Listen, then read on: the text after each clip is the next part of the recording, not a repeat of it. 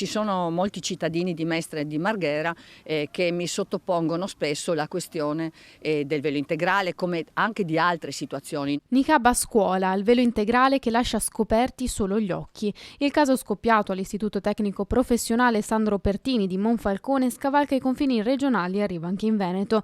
Non solo un problema di sicurezza, secondo l'europarlamentare già sindaca di Monfalcone, Anna Maria Cisint, che da anni si batte affinché venga promulgata una legge che vieti l'utilizzo del velo integrale.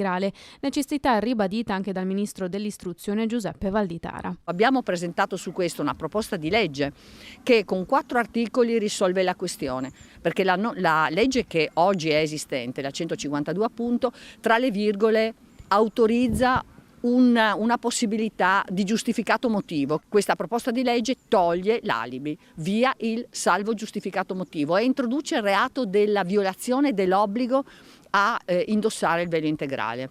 Le 5 ragazze che frequentano l'istituto, purché continuino ad andare a scuola, ogni mattina vengono identificate in una stanza separata dalle altre persone. È un problema del nostro paese che altri paesi in Europa hanno risolto.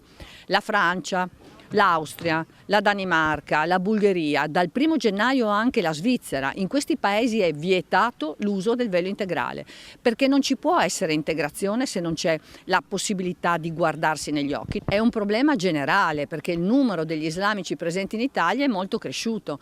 E ovviamente sono stata sindaco di un comune, sono 8 anni che faccio questa battaglia, perché ho visto crescere il numero delle donne completamente coperte e abbassare l'età delle ragazze completamente coperte. La sinistra si accoda alla proposta, evidenziando la necessità di regolamentare l'uso del velo almeno negli istituti, una possibilità per diventare credibili, ribadisce Cisint. Il velo integrale è un gravissimo atto di sottomissione. Il pericolo sta in questo, nel non riconoscimento degli islamici radicalizzati di accettazione dei valori della nostra Costituzione. Se la Costituzione e il nostro sistema giuridico sono importanti perché l'Italia è un paese di diritto, alla Costituzione e alle leggi italiane devono essere sottoposti tutti i cittadini che vivono in questo paese.